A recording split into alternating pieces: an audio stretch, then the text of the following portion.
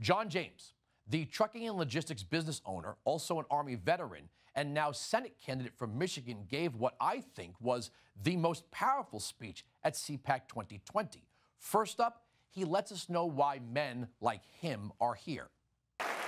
My father, like so many others who've immigrated from all over the world and from the Jim Crow South for better opportunities, never asked for free stuff. They asked for a fair shot. I am not standing here on this stage because of socialism. I'm standing here because of free enterprise and free will and because self-determination works. Then he doubles down on the benefits of a free society. We must show them an America where the son of a slave can become a sharecropper, the son of a sharecropper can become a mason, the son of a mason can become a truck driver, and the son of that truck driver can stand before you here today on the brink of becoming Michigan's first black U.S. Senator. Shh, don't tell anyone, but he's black.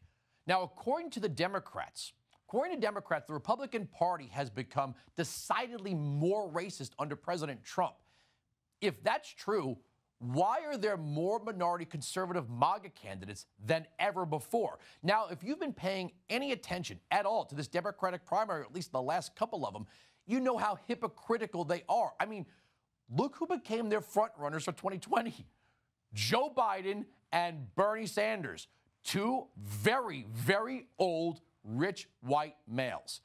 And ironically, if you've been listening to me on radio or watched my TV show, you'd be aware that the Republican minority candidates are flooding the scene at the moment, all in hopes of doing one thing, taking down the socialist left. Now, while I continue, let's just scroll through some of those names. Okay, so let's go with that. Yeah, okay, there we go.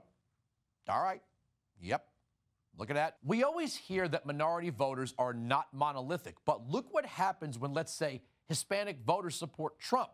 Here's a video of MSNBC all shocked to hear that a Mexican man's daughter could possibly vote for Trump. Is it between Bernie Sanders and Joe Biden? Bernie Sanders. Bernie Sanders.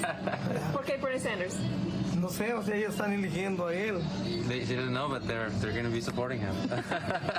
Does your daughter? Is it your daughter leading the charge? ¿Es tu hija la que está empujando por él? No, mi señora, mi hija es de Donald. Oh, wow. De Donald. Pero ella, ¿por quién va a votar? ¿Por Donald? Ajá. Your daughter's going to vote for Donald Trump. Ya. ¿Por qué? No sé, le encanta. Pero tu esposo Por va la a votar. economía dice que está bien, que lleva buen programa. The economy. Yeah. What is it with the dropping in of the one or two Spanish words? Can you stop that? The truth is, what people of all backgrounds care most about is the right to find success and live a good life. And it's no secret that under Trump, minority unemployment rates have been the lowest they've been in decades. For the month of February, black unemployment was at 5.8%, and Hispanic unemployment was at 4.4%. Not only were Biden and Obama unable to achieve that during their presidency, but Biden has also made some notoriously racist comments. You cannot go to a 7-Eleven or a Dunkin' Donuts unless you have a slight Indian accent. I'm not joking. They're going to put you all back in chains. So, yeah, there's that. It would be a shock to me if Biden was truly the candidate of choice for minorities, but the reason Democrats are losing their footing with minority communities is much, much deeper than some stupid comment. It's because they seek to control people.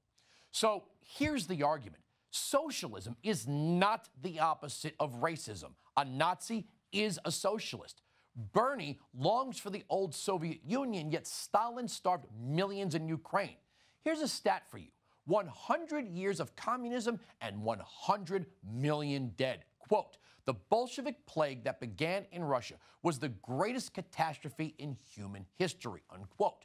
Blacks, Hispanics, and Asians aren't supposed to believe in the free market, yet this is the only country where people can find success without being part of a racial majority. The loyal Democrat media can't ignore the story of non-white conservatives forever. The movement towards low taxes and limited government is spreading. The Democrats pandered their way into the hearts of minority voters, then failed them. Conservatives are appealing to their reason. Gone are the days that race or gender matters. We shouldn't even have to have these conversations anymore. At the end of the day, we're all Americans and individual human beings, and what matters is that we continue to defend our constitutional rights.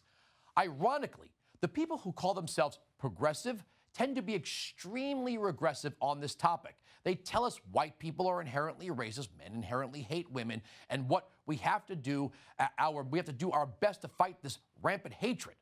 The left is dividing this country more than ever before. Class warfare is all they really know.